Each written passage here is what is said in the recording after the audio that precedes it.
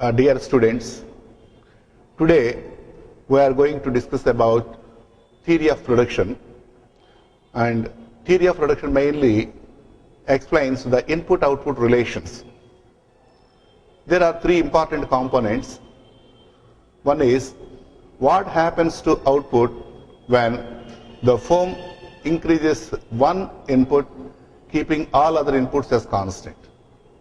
That is the case of law of variable proportions or law of diminishing marginal returns.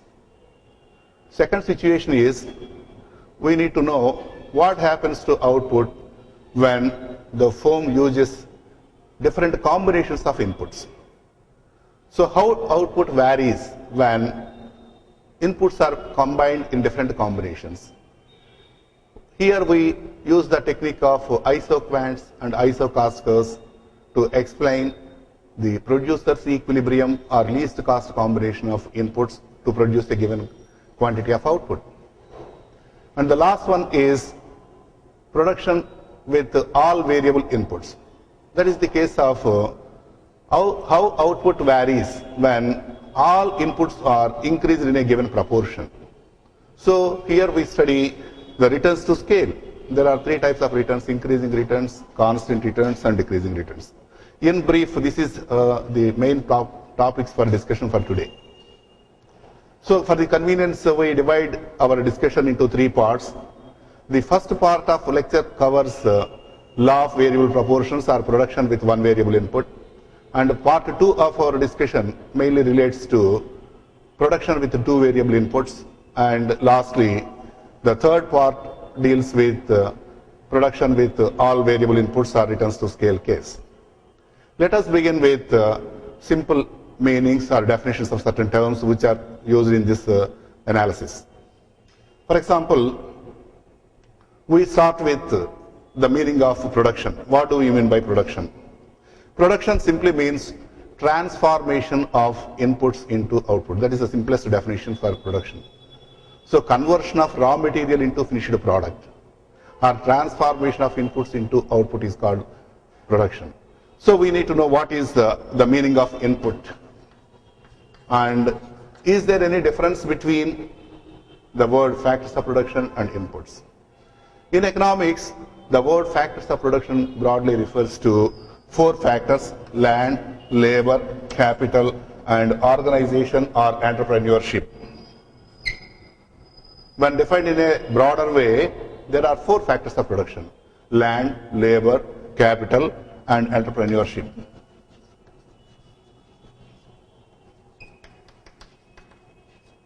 Or organization. Some of the economists, they define factors of production into two also. For example, they consider land as a form of capital, and labor is organization is also one form of a specialized labor service. So when defined in that sense, factors of production may be labor and capital in a narrow sense. Then what is the meaning of input? The word input is a broader term.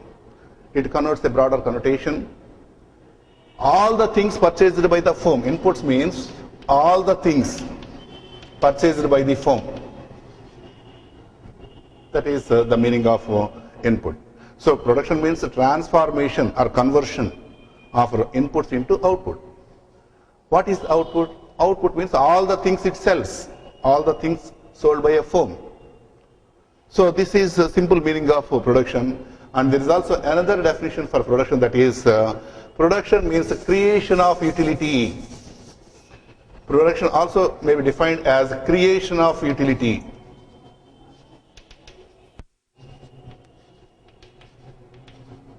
Be it form utility, time utility, or place utility. Creation of utility is another definition for production.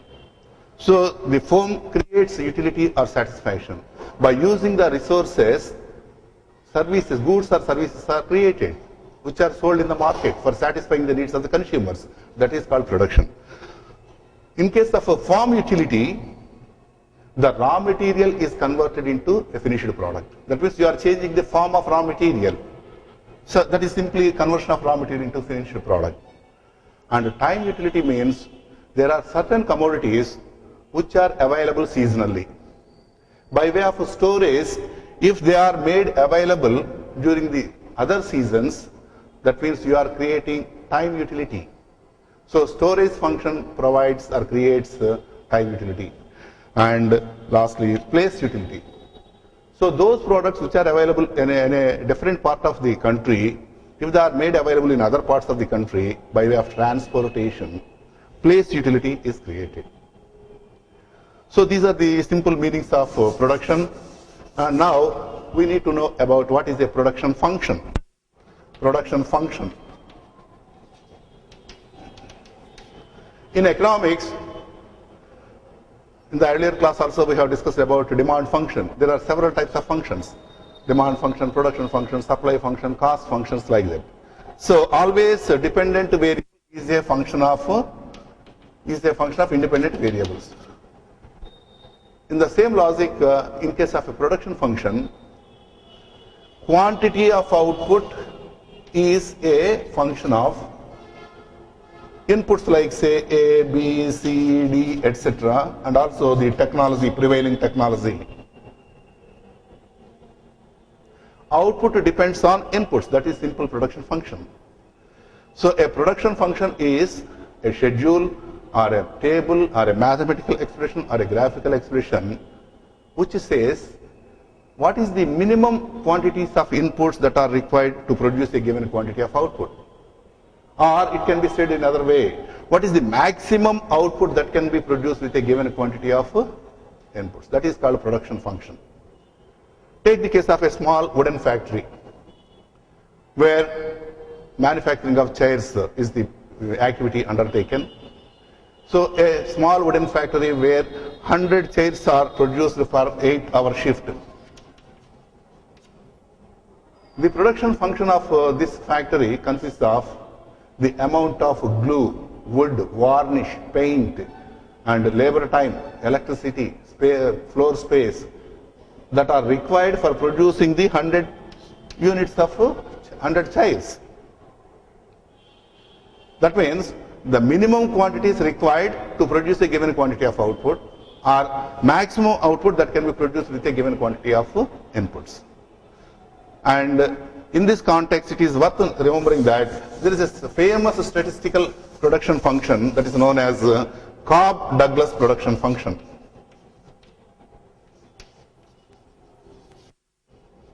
Cobb-Douglas production function. Senator Douglas and economist Cobb, they have developed this statistical production function, and its relevance is it explains the presence of constant returns to scale. So we can discuss this in a later stage also. So the Cobb-Douglas production function states that Q output is B times L to the power alpha C to the power 1 minus alpha. So this is the formula for Cobb-Douglas production function. Q stands for output and L stands for labor and C stands for capital. And the value of alpha according to the study is 0.75 and this is 0.25. That means labor contributed nearly 75% of manufacturing output in US, and the remaining 25% of increase in manufacturing output is done by the capital. That is the conclusions of Cobb-Douglas production function, and they exhibit constant returns to scale. So we will discuss the same while discussing about the returns to scale concept. Now let us start with production function with one variable input. That means the focus here is on what happens to quantity of output when the firm changes only one input and keeps all other inputs as constant. So we are using certain terms like say fixed input, all other inputs are fixed, and variable, one input is variable. So we need to define what is a fixed factor or fixed input and what is the variable input. Fixed inputs are those whose quantity cannot be changed when there is a need for an increase in the output. So when there is a need for increasing or decreasing the level of output, there are certain inputs whose quantity cannot be readily changed, and those inputs are called fixed inputs. Examples are, say, buildings, machinery, plant, or managerial personnel. For example, if there is a lot of demand for the product and immediately you cannot construct buildings or install machinery, that requires minimum time. So during that time period, these things cannot be altered, and output adjustments, increase or decrease, can be done only through making use of variable inputs only. That is, by asking the existing workers to work for more hours, or by using the plant for extra shift, like that. So variable inputs are those inputs whose quantity can be increased or decreased as per depending on the need. Whenever there is a need for increasing the output, you can use more of variable inputs. For example, raw materials, laborers, certain types of laborers, unskilled laborers, etc. So output adjustments are possible through variable inputs only. And corollary to this, we need to define short run and long run also. In economics, short run and long run, they are not referring to a given period of time, particular time period. Short run refers to that period of time. It may be 6 months or 1 year, whatever the period. That short run refers to that period of time during which certain inputs are fixed and certain inputs are variable. And output adjustments are possible only through making changes in variable inputs. That is, that period is called short run. For example, construction of buildings takes, say, minimum 6 months, or installation of a new machinery, importing and installation requires 6 months. That means that 6 months period, you have no choice. You cannot alter those fixed factors. And that 6 months is called short run period. And for certain other items, it may be 1 year, or it may be 2 years, or it may be 3 years. So the essential point is, there are certain inputs whose quantity cannot be increased or decreased. That time period is called short run. And long run refers to that period of time during which all inputs are variable. There are no fixed inputs and there are no limitations for changing output. Increase or decrease in the output can be done without any limitation. These are some of the important terms that are used for our purpose. So let us explain production function with one variable input.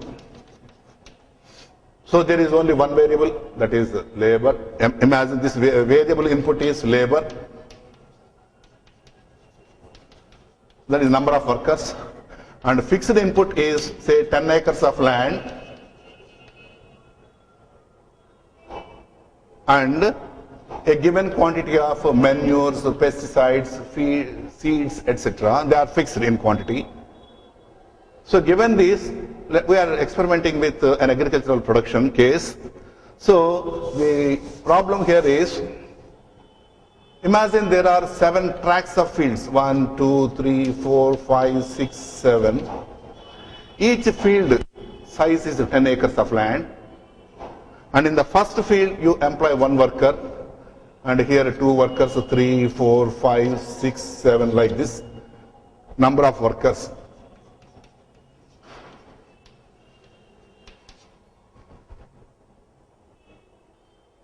Then what happens to total product?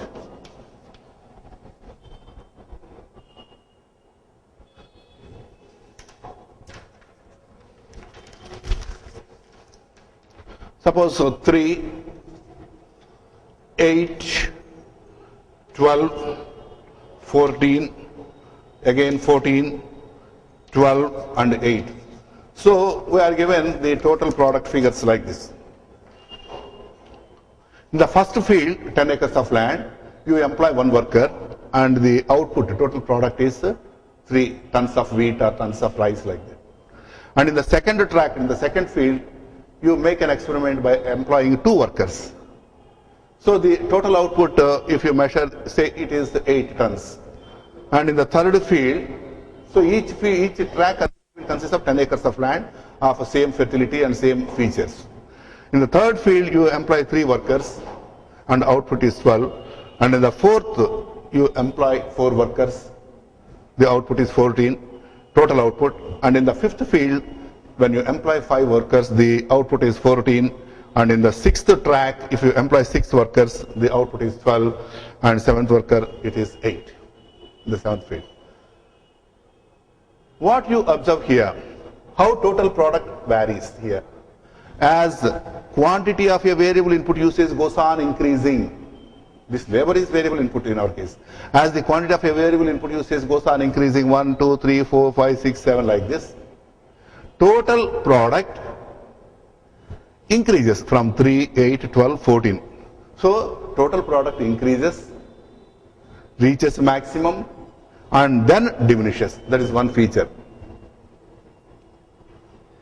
Even in the first phase from 3 to 14 it is increasing.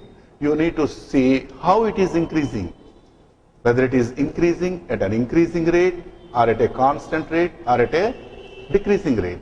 For example, if a total product increases say 3, 6, 9, 12, that means from 3 to 6, 3 units addition, 6 to 9 again 3, 9 to 3 again, 9 to 12 again 3. If a total increases like this, we call it as a constant. It is increasing at a constant rate. Increasing rate means here say 10 and it is 15. Let us say 3 to 6, 6 to 10 and 10 to 15. That means total is increasing at an increasing rate. Here addition is 4, 5, 3 to 3, 4, 5. This is called increasing rate. And in our case it is decreasing rate. Suppose 3 to 8, 5 and 8 to 12, only 4 addition. And 12 to 14, and only addition is 2. That means total is increasing but increasing at a decreasing rate. That is the first part. And to explain the theory of law of variable proportions or returns to scale, we need to construct 2 more columns, that is average product of labor and marginal product of labor. What is average product? The average is nothing but total divided by number of workers gives you average always. So 3 by 1, 3, 8 by 2, 4, 12 by 3, 4, 3.5, 2.8, 2, 1.1, 4.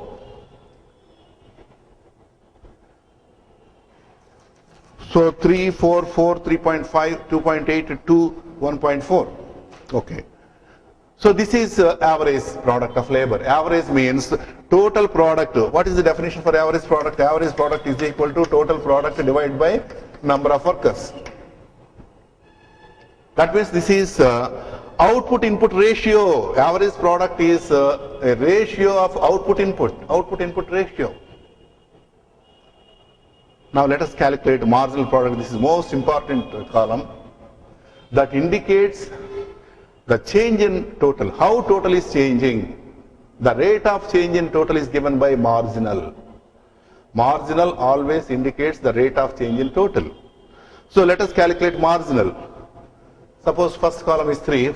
What is the contribution of extra worker? When you employ one more worker, what is the extra added by the extra worker? Suppose first worker's contribution is 3 units or 3 tons of output. So when 1 to 2, that is the second worker, what is the extra added by the second worker? 3 to 8 means 5. And 8 to 12, 4.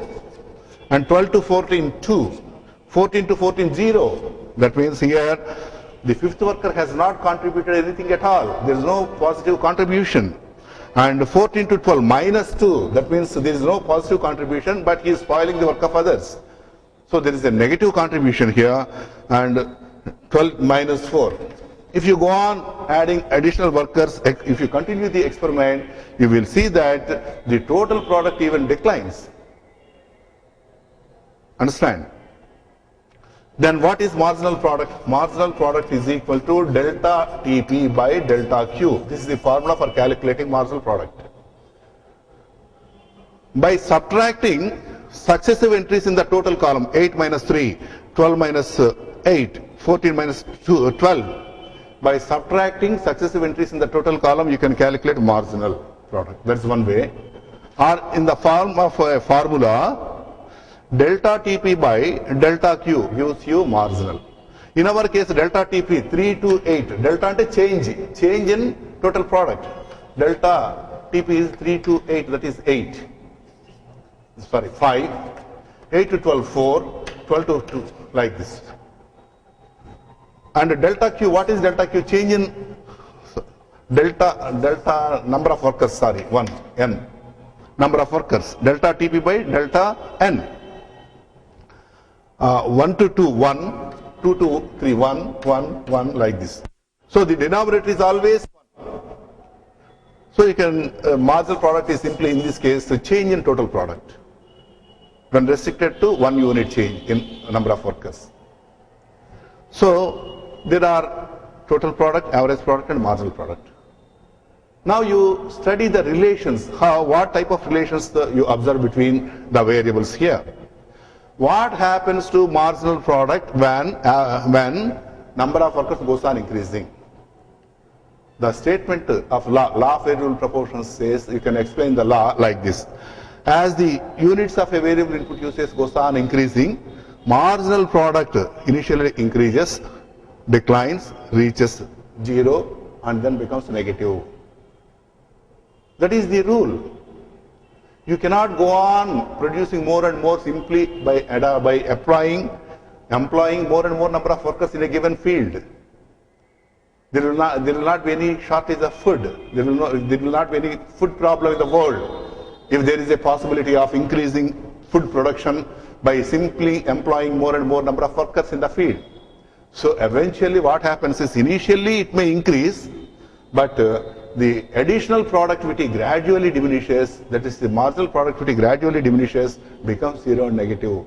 So the law says that as the quantity of a variable input usage goes on increasing, marginal productivity gradually diminishes, becomes 0 and then negative. That is the statement of law. So to prove that, we have taken a numerical example, and the same we can express in the form of a graph also. Production function with one variable input can be explained with the help of a table, with the help of a graph. That is a transition from arithmetic to geometry. So let us draw the graph. On x-axis, number of workers or variable input usage, and on y-axis let us represent the total product of labor. So as number of workers goes on increasing, what happens to total product? Total product initially increases at an increasing rate, and then the rate changes from increasing to decreasing, reaches maximum and then diminishes.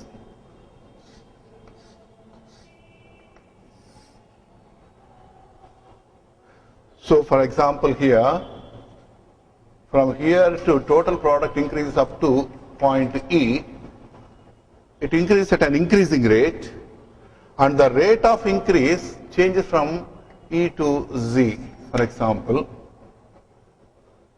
It increases no doubt, but at a decreasing rate. And here at point Z it reaches maximum, and afterwards or beyond this variable input usage, the total product actually diminishes.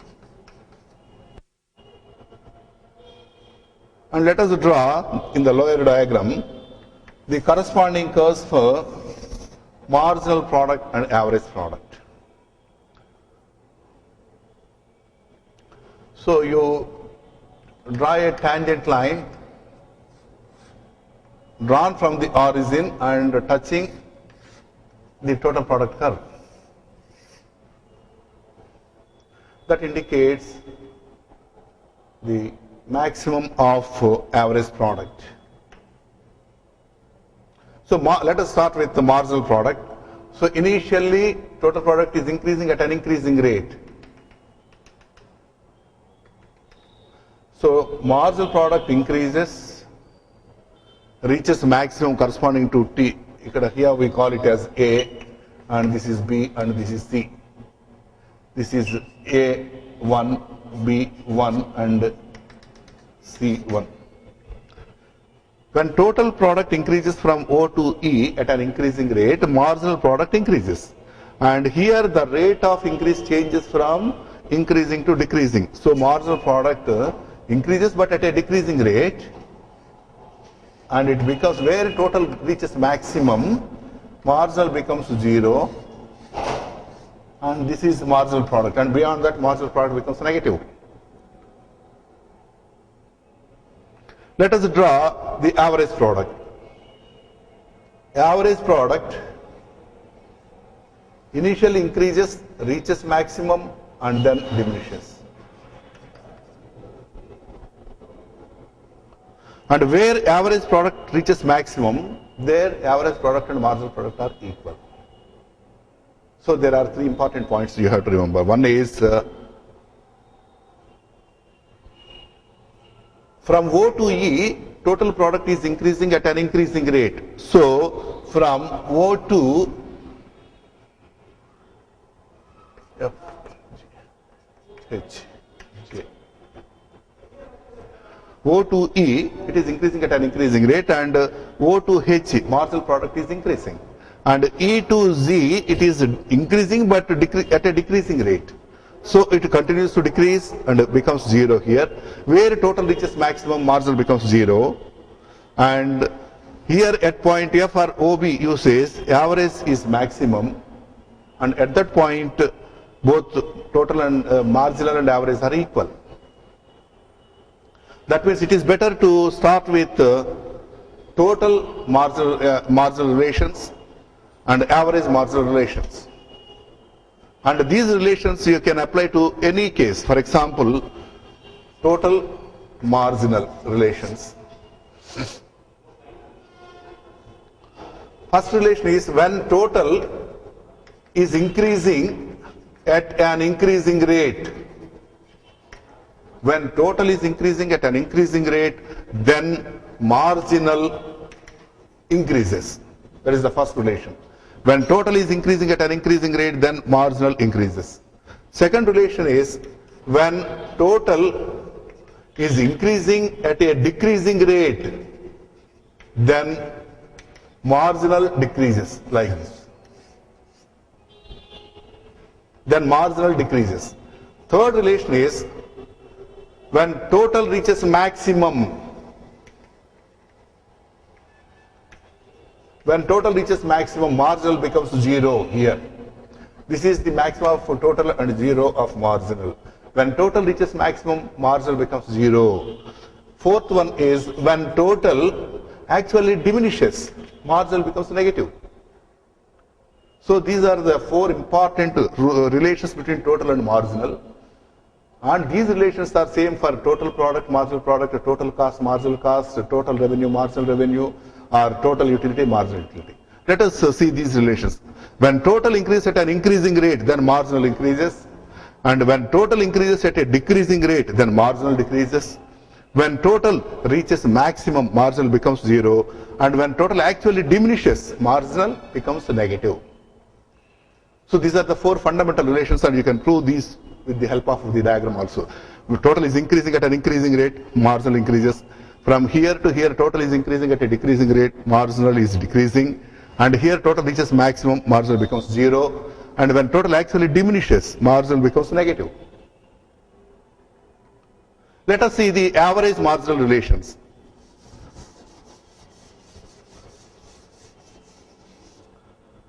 First relation is marginal exceeds average when average is increasing. Suppose here average is increasing. From O to Z, average is increasing. Then marginal exceeds, marginal lies above or more than average when average is increasing. Marginal exceeds average when average is increasing. Second relation.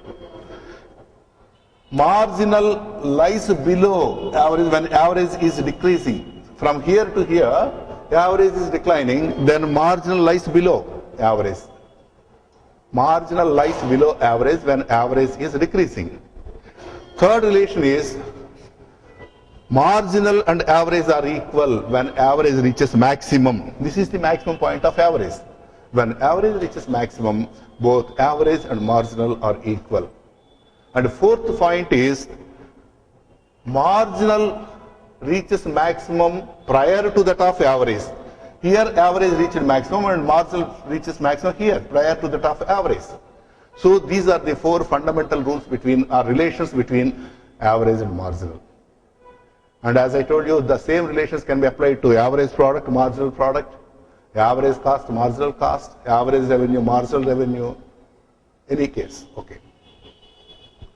And you can also see here, average initially 3, 4, 4. So it is increasing 3 to 4. So it is exceeding 3 to 5. And when average reaches maximum, both are equal. And when average declines, 3.5, 2.8, 2 like this, marginal is less than average, 2, 0, minus 2, minus 4. So these are the four important relations between average marginal and total marginal.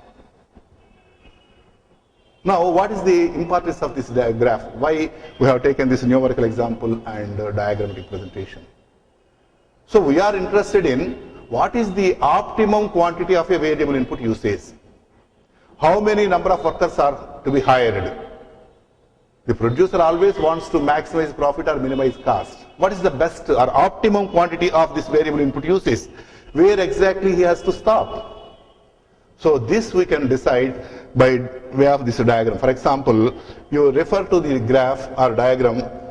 The first stage, we call it as stage 1, where average product and marginal product are equal. That is the right side boundary for stage 1. In the graph also you can see the right side boundary, stage 1 is where average product and marginal product are equal. That is the boundary for stage 1. That is up to this we call it as stage 1. And the second stage is where